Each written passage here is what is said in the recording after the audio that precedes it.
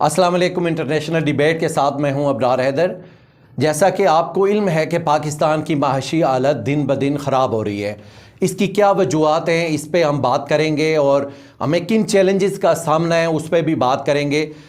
آج ہمیں جو توانائی کا بحران جس کی وجہ سے ہم دن بدن نیچے جا رہے ہیں، ہمیں گیس پائپ لائن اور پیٹرول یا آئل جو ہے وہ کیوں نہیں مل رہا، اور کہاں سے ہمیں ملنا چاہیے تھا، یہ ہمارا موضوع ہوگا۔ اور اس کے ساتھ مریم نواز صاحبہ نے فرمایا ہے کہ عمران خان لاڈلا ہے۔ ہم دیکھیں گے کہ عمران خان لاڈلا ہے یا نہیں ہے، ان دو موضوعات پہ ہم بات آگے بڑھائیں گے۔ سب سے پہلے میں آپ کو یہ بتاتا چلوں کہ پاکستان کو اشروں سے انرجی کرائسس کا سامنا ہے، لیکن یہ عجیب بات ہے کہ آج تک ہم نے اس کو سیریس نہیں لیا۔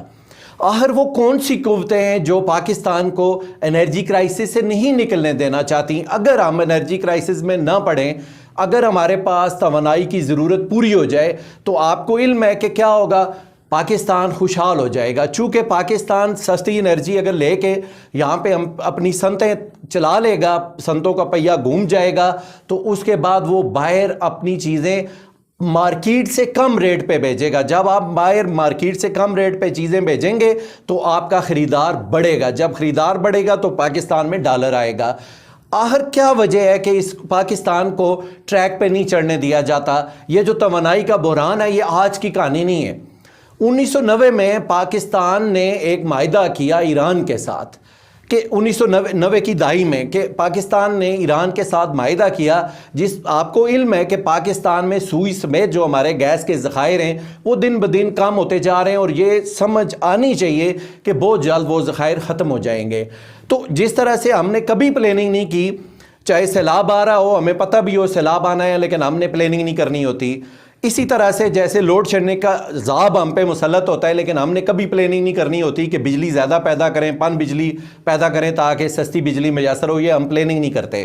اور کچھ حلقوں کو یہ علم ہوتا ہے کہ پاکستان کو آگے کیا ہوگا، ان چیزوں کی وجہ سے پاکستان کہاں جائے گا، لیکن اس کے باوجود وہ چیزوں کو ٹھیک نہیں کرنا چاہتے۔ یہ ایک ہمارے ساتھ ایک عجیب قسم کا المیہ ہے۔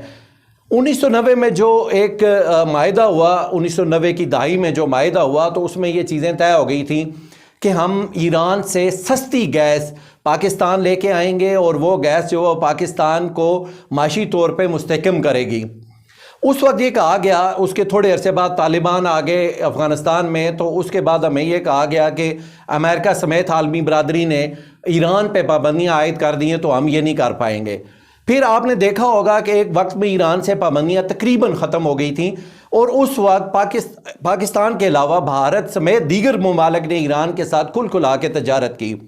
یہ بات یاد رکھنے کی ہے کہ آپ امریکہ کے اسٹریٹجک پارٹنر نہیں ہیں، امریکہ کا اسٹریٹجک پارٹنر انڈیا ہے، اور انڈیا اگر ایران سے گیس بھی لے سکتا ہے، پیٹرول بھی لے سکتا ہے، تجارت بھی کر سکتا ہے، تو آپ پہ کیوں پابندیاں ہیں؟ آپ نے کیوں اپنے آپ کو گروی رکھا ہوا ہے؟ جب یہ گیس پائپ لائن کی بات چلی تو کہا گیا بینکنگ چینلز کے ذریعے پیمنٹ ہوگی، تو اب چونکہ پابندیاں لگی ہوئی ہیں تو لہٰذا ہم یہ نہیں کر پائیں گے۔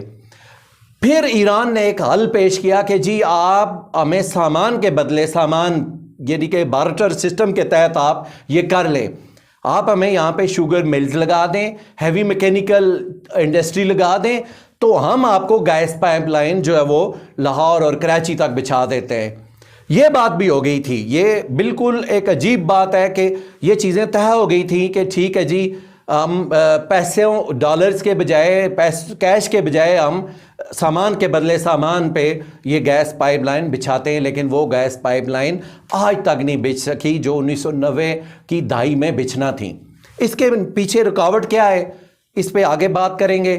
اس کے ساتھ ساتھ اس کے بعد آپ کے علم میں ہوگا کہ 2015 میں افغانستان کے صدر اشرف غنی، پاکستان کے وزیر اعظم نواز شریف، انڈیا کے نائب صدر احمد انصاری، یہ سب لوگ گئے ترکمانستان میں۔ وہاں پہ انہوں نے ایک معاہدہ کیا جو تاپی کے نام سے منظر عام پہ آیا کہ ہم ترکمانستان سے گیس جو ہے وہ لے کے آئیں گے، وہ بھی ہمیں سستی مل رہی تھی، تو ہم وہ گیس لے کے آتے ہیں۔ چونکہ ایران پہ پابندیاں ہو گئی ہیں تو ہم یہ ایک نیا راستہ تلاش کرتے ہیں۔ یہ جو 33 ارب کیوسک گیس آنی تھی، جس میں 16 ارب کیوسک کی مزید گنجائش تھی، تو یہ 2020 میں مکمل ہو جانا تھا۔ اس میں سرمایہ کار موجود تھے. ان 4 ملکوں کے علاوہ بھی دیگر دنیا میں سرمایہ کار جو ہے وہ اس میں دلچسپی رکھتے تھے, پیسہ کمانا چاہتے تھے. لیکن یہ 2015 میں شروع ہونے والا منصوبہ بھی کبھی مکمل نہیں ہو سکا. ابھی جو ہم بات کریں گے تو 2015 میں ہی میاں نواز شریف وزیر اعظم تھے, تو اس وقت شاہد خاقان عباسی بھی تھے. تو یہ لوگ وہاں پہ گئے, روس کے ساتھ بات چیت ہوئی تو روس نے کہا کہ ٹھیک ہے جی ہم آپ کو گیس دیتے ہیں. یہ گیس جو ہے وہ انہوں نے دینی تھی, لیکن یہ ہوا کہ یہ جو منصوبہ روس کے ساتھ بلکہ پروٹوکول جو ہے وہ بھی سائن ہو گیا تھا, ساری چیزیں تقریباً آخری مرحلوں میں چلی گئی تھیں. لیکن واشنگٹن کی کال نے اس پاکستان کو مفلوج کر کے رکھا ہوا ہے. یہ ہوتا ہے کہ روس کے وزیر توانائی الیگزینڈر پاکستان کا دورہ بھی کرتے ہیں. وہ خود آفر کرتے ہیں کہ جی ہم آپ کو سستی گیس دیں گے.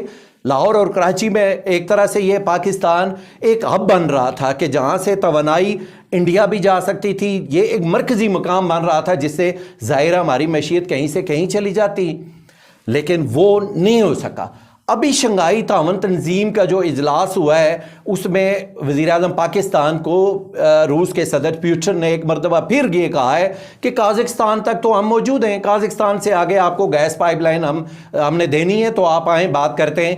لیکن شہباز شریف جب پاکستان پہنچیں گے, ابھی وہ کہہ رہے ہیں کہ یہ کر رہے ہیں ہم کریں گے, اب جب وہ پاکستان پہنچیں گے تو انہیں ایک کال آئے گی, اس کے بعد یہ منصوبہ بھی دیگر منصوبوں کی طرح ہمیشہ کے لیے سرد خانے کی نظر ہو جائے گا. ایسا کیوں ہو رہا ہے؟ اس کی وجہ صرف یہ ہے کہ اگر ہمیں سستی گیس ملے گی تو ہماری صنعتیں چل پڑیں گی, ہمیں یہ مہنگی رینٹل پاور پروجیکٹس نہیں لگانے پڑیں گے, مہنگے تیل کے وہ پروجیکٹس نہیں لگانے پڑیں گے.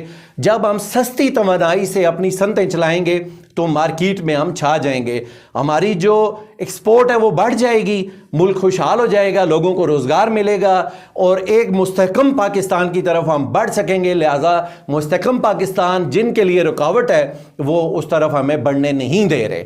ابھی بھی پاکستان اگر توانائی کے بحران پہ قابو پا لے, جو کہ بہت آسان ہے, گیس پائپ لائن روس کی آ سکتی ہے, ایران کی زائدان تک آئی ہوئی ہے, اور اس کے ساتھ ساتھ ترکمانستان والا جو تاپی والا معاہدہ تھا جو انڈیا کو گیس جانی تھی وہ بھی آ سکتی ہے. لیکن ہمیں مفلوج کرنے والی قوتیں اس پہ عمل درآمد نہیں ہونے دے رہی. یہ بات یاد رکھیے گا کہ میاں شہباز شریف پاکستان آئیں گے اور اس کے بعد یہ منصوبہ بھی ہمیشہ کی طرح ایک سرد خانے کی نظر ہو جائے گا.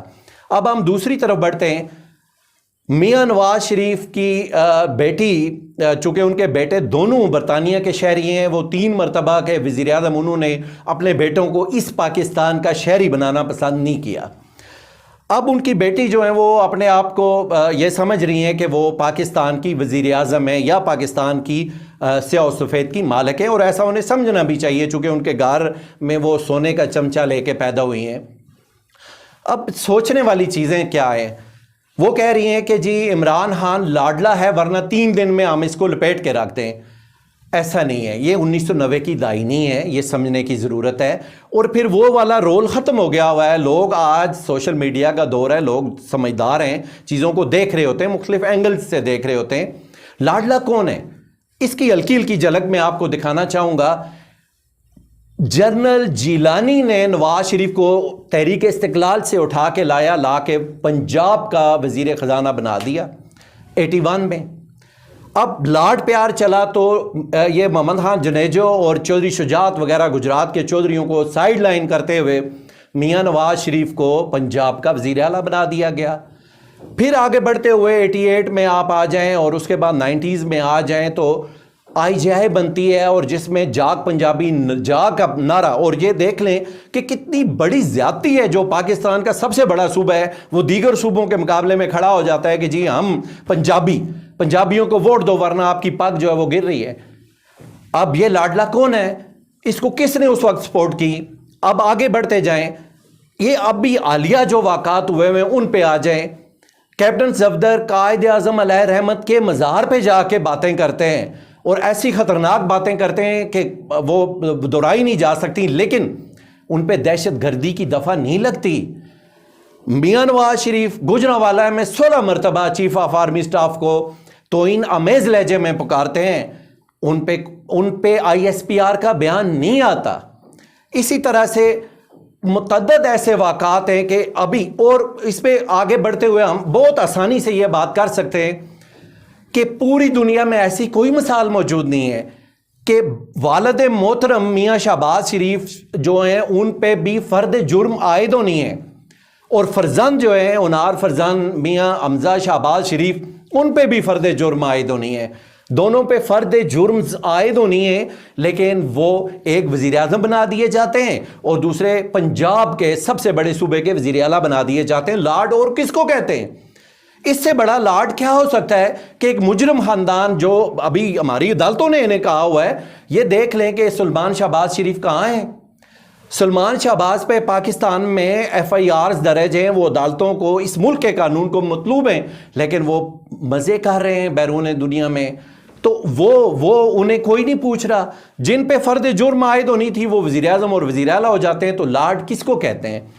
اب آگے کی کہانی یہ ہے کہ میاں شہباز شریف صاحب کہتے ہیں کہ نواز شریف صاحب خدا نہ خواستہ بالکل فوت ہونے والے ہیں، تو 2 مہینے میں وہ واپس آ جائیں گے، میری گارنٹی ہے۔ تو وہ میرا خیال ہے سال کے قریب ہونے کو ہے، تو وہ وہاں لندن میں ہیں، واپس آج تک نہیں آئے، انہیں کسی نے نہیں پوچھا کہ جناب آپ وہاں پہ کیا کر رہے ہیں۔ شہباز شریف جو آپ وزیر اعظم ہو چکے ہیں، تو انہیں بھی نہیں پوچھا کہ آپ گارنٹر تھے تو یہ واپس کیوں نہیں آئے۔ اب جھوٹ نہیں چل سکتا، اب چیزیں بالکل واضح ہوتی ہیں۔ عمران خان نے کیا کیا وہ بھی واضح ہو جاتا ہے، میاں شہباز شریف کیا کر رہے ہیں وہ بھی واضح ہو جاتا ہے۔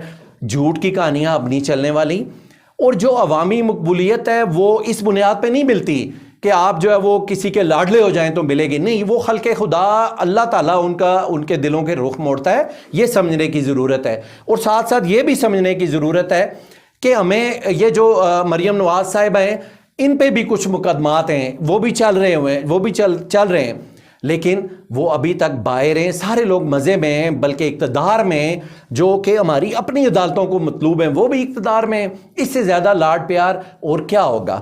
اس سے زیادہ آپ کے لیے اکوموڈیشن اور کیا ہوگی؟ لوگوں کو بیوقوف بنانے کا، جھوٹ کو پھیلانے کا دور گزر چکا ہوا ہے۔